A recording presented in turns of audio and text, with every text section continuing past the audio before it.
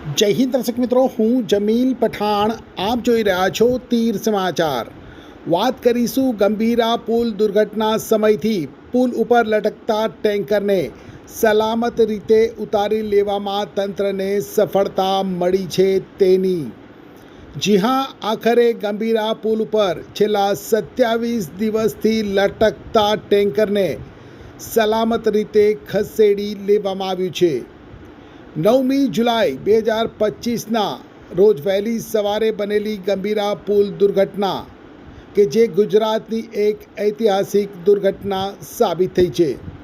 અનેક વાહનો પુલ ઉપરથી નદીના ઊંડા પટમાં પાણીમાં ખાબક્યા હતા. 23થી વધુ લોકોએ જીવ ગુમાવ્યો. ત્યારે પુલ ઉપર દુર્ઘટના સમયથી લટકતા ટેન્કરને ત્યાંથી સલામત રીતે કાઢવા માટે તેના માલિક દ્વારા તંત્રને સતત આજીજી કરવામાં આવી રહી હતી. પરંતુ આ સ્થિતિમાં લટકતા ટેન્કરને સલામત રીતે બહાર કાઢવું કઈ રીતે તે તંત્ર અને સરકાર માટે એક પડકાર બની ગયું હતું.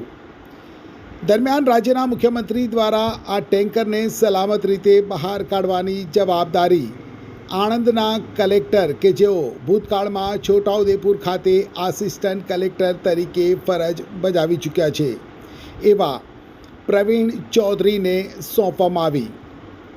પોતે એક એરોનોટિકલ ઇજનેર એવા ખૂબ જ કુશળ વહીવટકર્તા IAS પ્રવીણ ચૌધરીએ તેમને સોંપવામાં આવેલ જવાબદારી સાથેના આ પડકારને સ્વીકારી લઈ તેને સફળ બનાવવા ઊંડાણપૂર્વકનો અભ્યાસ કરી અને પોરબંદરના વિશ્વકર્મા મરીન ઇમરજન્સી રિસ્પોન્સ સેન્ટરને કામ સુપ્રત કર્યું.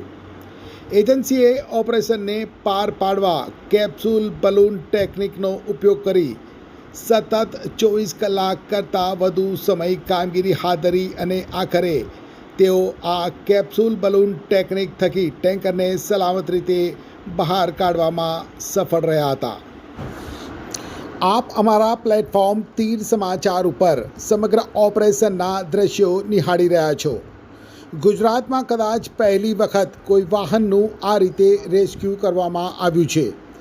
ગંભીરા પુલ દુર્ઘટનાની સાથે આ રેસ્ક્યુની કામગીરી પણ એક ઐતિહાસિક ઓપરેશન કહી શકાય.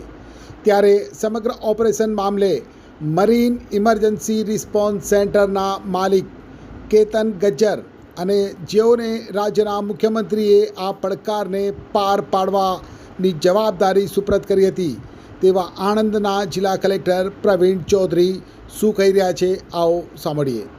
ये बताएगा ये इट वॉज अनफॉर्चुनेट इंसिडेंट जो हुआ था ब्रिज का, एंड हमको ये टास्क दिया गया था कि ये थोड़ा चैलेंज है और इसको हमको ट्रक को पीछे लेना है. पहला गवर्नमेंट ने यही बताया था कि भाई human safety life is very important, तो सेफ्टी के साथ ही ऑपरेशन करना है. वो हमारे लिए चैलेंज था. दोनों बाजू आप देख सकते हैं पानी था, ब्रिज वीक था, उसकी वजह से बहुत चैलेंजिंग था. और हमने यही प्लान किया कि जो भी हमको करना है 900 मीटर दूर रह के ही ऑपरेशन करने का है. So that is what we did and हम लोग को सक्सेस मिला है. कितने लोगों की टीम सर इसमें थी? हमारा पूरा टीम 60 लोग, 60 to 70% लोग थे. ये किस टेक्नोलॉजी के जरिए इसको पूरा रेस्क्यू ऑपरेशन शुरू हुआ? ये हमने लिफ्टिंग हमने किया बिकॉज ब्रिज पे हम लोग कोई सिंगल पॉइंट लोड दे नहीं सकते थे. सो हम लोग को सिंक्रोनाइज लिफ्ट के साथ पुलिंग भी करना था, इसीलिए हम लोग स्ट्रेन जैक लेके आए. और स्ट्रेन जैक से क्या है कि आप कंट्रोल्ड पुलिंग कर सकते हो.